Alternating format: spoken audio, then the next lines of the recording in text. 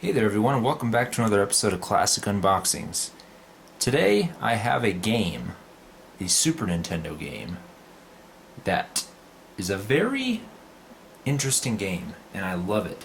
I love it so much that I decided to feature this today on my Classic Unboxings. So, the game that I'm referring to is Super Metroid. Super Metroid from 1994. So a little history about this game. Super Metroid did release in North America on April 18th, 1994. In terms of the game, it is the third game in the Metroid series that Nintendo has produced.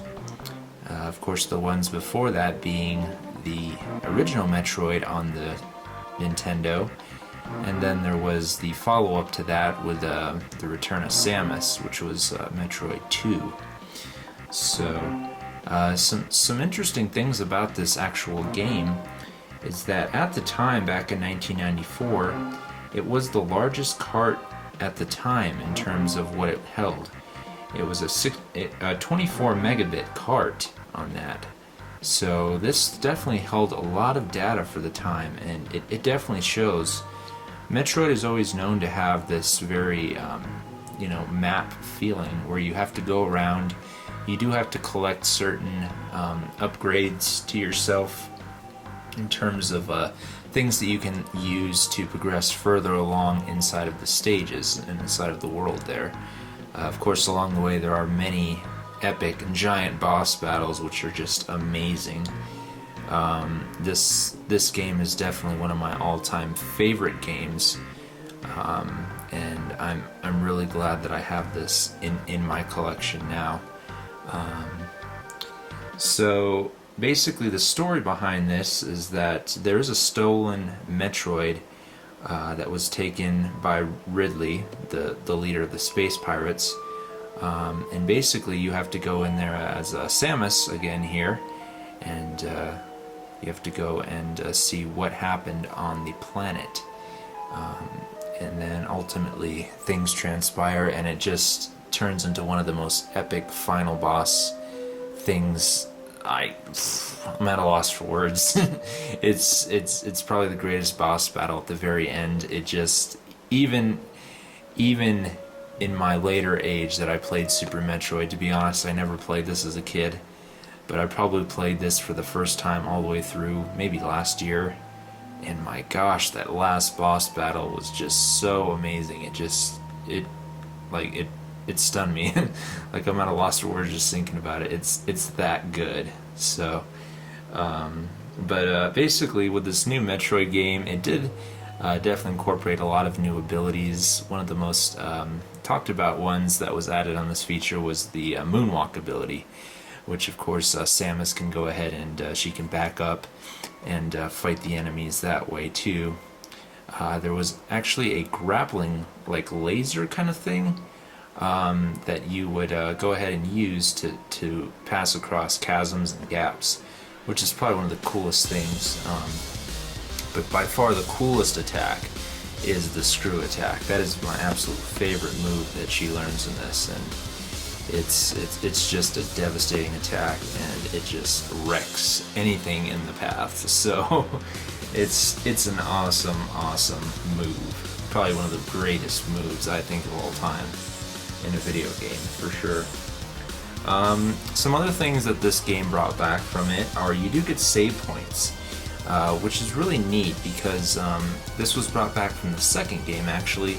So basically, once you go into a save point, you go ahead and refill your armor and things like that, and basically whenever you die you just go start back at that save point again, which made it very easy to of course transverse this giant map and kind of be able to backtrack and get some progress going. So the game has a very nice flow and a unique feel to it that really is hard to find in games these days. Currently I'm playing Bloodborne, so that's a very open world game, but this Super Metroid is a challenge for its age. I mean, it's definitely a challenging game for sure. But unfortunately, following this Super Metroid release, they didn't see another release of a new Metroid game for close to 8 years. The next ones did show up like on the GameCube and things like that, and the Game Boy Advance, which were actually received quite well. But in terms of the Super Metroid game here, it didn't sell too well in Japan for some odd reason. Here in the US, it did receive a lot of awards and things like that because it was such a great game and the American public loved it so much. A lot of games were also based off this kind of Metroid map system, like for example Castlevania Symphony of the Night, which is on the PlayStation, which is a phenomenal game, is based on this same sort of save point and kind of map kind of world where you have to follow a map and you have to go down into certain areas to collect certain items to be able to progress further into other parts of the world in which you fight bosses and you get even more power-ups. So, but yeah, this is definitely one of the highest rated games, you know, across the board in terms of different people who have reviewed it, game sites, things like that. This is one of the best games, you know, that's ever been produced. Definitely easily within the top 10, probably best games ever made. And I would agree wholeheartedly with that statement. I just absolutely love this game. Alright, so now we're actually going to get to the box here, now that we had a little bit of background information. And we're going to go over the box itself. Of course, that's what this is about. So let's go and check it out. So, of course, on the front cover here, you do have Samus on here. I really like the art design on this. It's very colorful, very bright, very cartoonish actually, and I like the nice bright colors, the nice red that's right here, yeah, it's just a very colorful box art, and I really like it a lot.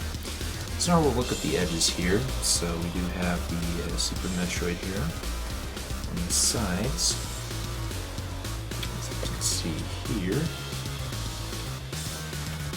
And then we'll look at the back. We'll go ahead and read the back here. Team up with the strength of Samus for a Super Metroid clash. Take on a legion of space pirates and a new Metroid force as you forge into the covert underworld planet Zebes. It's up to you and Samus to recapture this long-surviving Metroid hatchling before evil hands unleash its energy. An army of ominous creatures are poised for battle at every turn of I don't know how to pronounce that. Is that Zebes or Zebes? I don't know. Twisted, threatening passageways, including the menacing Ridley, the great lizard Kraid, knock down enemies with a killer somersault, and swing on an electric beam through narrow passageways. There's no match for you and Samus. But wait, it seems that the Mother Brain has returned. So the Mother Brain definitely makes a comeback in this game. And then here just lists some of the points on here. 24 megs of action in the largest Super NES game ever, which was true.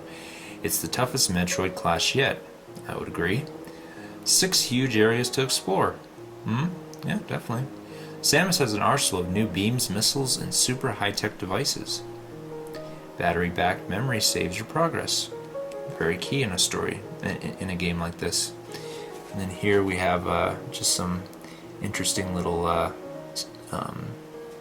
screenshots of gameplay here. So Samus's armor right here. This has the little grappling beam right there when you cross chasms. So, but yeah, this is the outside of the package here. Of course, only for Nintendo. And now let's go ahead and take a look inside.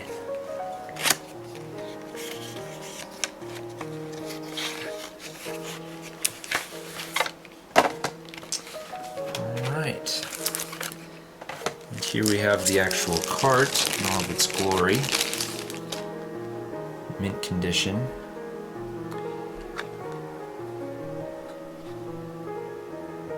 There we go. Get a good look at that. There's the cart.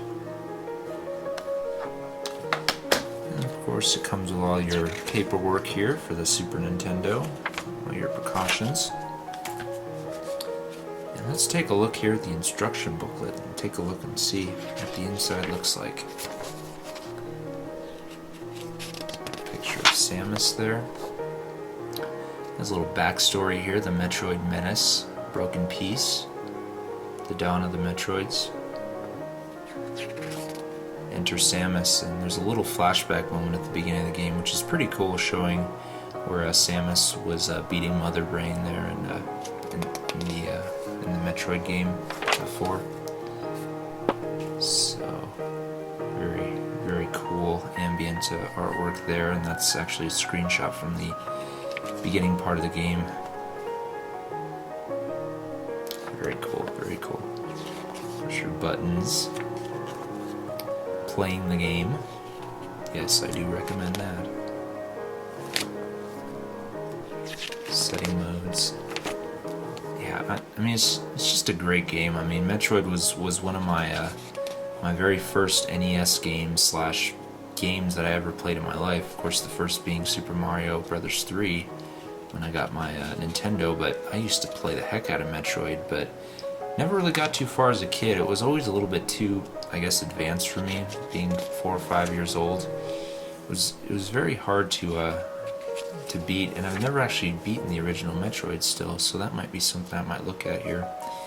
Here's a nice little map of the 6 areas that you'll encounter here in the journey. The starship area up here where she lands, and then of course you just head down more, and down to here you have to get a special suit of armor to resist the heat and the lava, all that stuff. It's very, very cool. Very cool. Very cool stuff. Chozo statues. I always love seeing those things in the game. It's just such an awesome feeling to shoot that thing and get the power up and see what it is. You got your power bombs, which just destroy a large area around it. It's basically just a super powerful bomb. Grappling beam, X-ray scope. See, this is what I like about these old manuals here. You see things. I mean, it's so rare for games to even have anything with any sort of manual or guidance these days. It's all, of course, digital and online, it seems. But here, it kind of really walked you through and kind of let you know what to expect here, which is very cool to see. And it's unfortunate that they got rid of things like that. You got the 2 suits here. You got the gravity suit here. Works very well in underwater levels. It keeps you grounded, and things like that. Yeah, the high temp one there, the various suit. Morphing ball, the bomb, spring ball, screw attack. You get that very late in the game, but it's an amazing thing. Oh, the enemies. Blue doors. These can be opened by beams or bombs. So this is basically like a mini little strategy guide. I mean, which is very cool because, like I said, you don't see that much anymore. And it's just, I mean, there's artwork here, which is very neat. Got this Ripper, Scree, Gamer, Waver. And then you got the actual bosses here, which are just so badass. Oh my gosh. Kraid, Spore Spawn, another great boss. Side hoppers. See, these I always had problems with in the original Metroid as a kid. It's like I could never figure those out. Crocomire, that was a good boss battle, and then Ridley, the space pirate there, the one who steals the Metroid from you. Man, I love the artwork in these books. Such an undervalued thing these days. The Metroids. Space pirates. And that's that. Alright guys, well thanks for watching, and Super Metroid, it's a great game. If you haven't tried it yet or haven't played it, shame on you. It's truly an experience to behold, and it's a great and timeless game. So I definitely recommend to play it, to love it, to enjoy it, because it is worth everything, every penny. So thanks for watching guys, and I'll see you on the next classic unboxings. Take care.